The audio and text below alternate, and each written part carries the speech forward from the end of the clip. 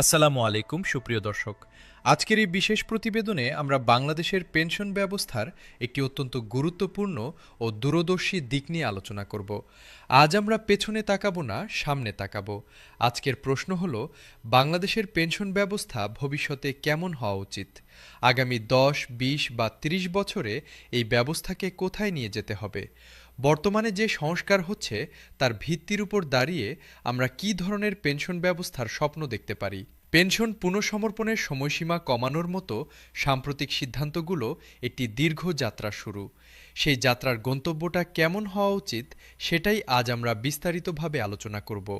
এই আলোচনায় থাকবে প্রযুক্তির ভূমিকা, সামাজিক অন্তর্ভুক্তির প্রশ্ন, আন্তর্জাতিক মানের সাথে তুলনা এবং বাংলাদেশের নিজস্ব প্রেক্ষাপটে একটি টেকসই ও মানবিক পেনশন ব্যবস্থার রূপরেখা।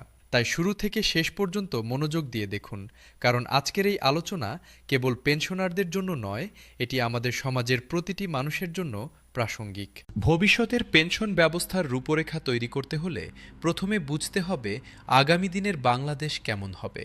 জনমিতিক পরিবর্তন থেকে শুরু করে প্রযুক্তিগত বিপ্লব পর্যন্ত বিভিন্ন শক্তি আগামীর বাংলাদেশকে আজকের থেকে আমূল বদলে দেবে।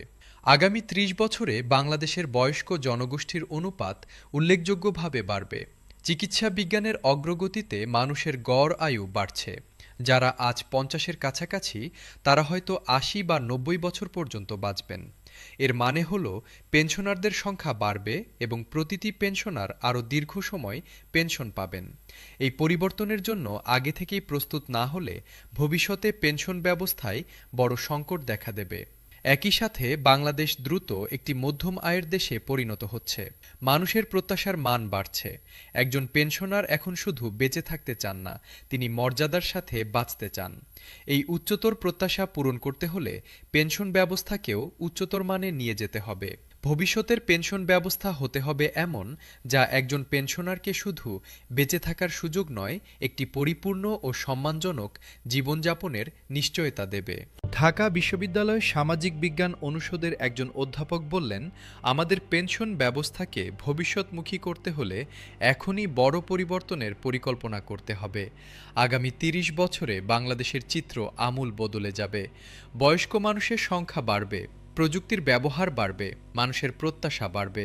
এই পরিবর্তনের সাথে তাল মিলিয়ে না চললে পেনশন ব্যবস্থা বোঝায় পরিণত হবে।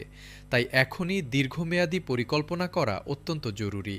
ভবিষ্যতের পেনশন ব্যবস্থার প্রথম ও সবচেয়ে গুরুত্বপূর্ণ রূপরেখা হল সর্বজনীন পেনশনের দিকে অগ্রযাত্রা।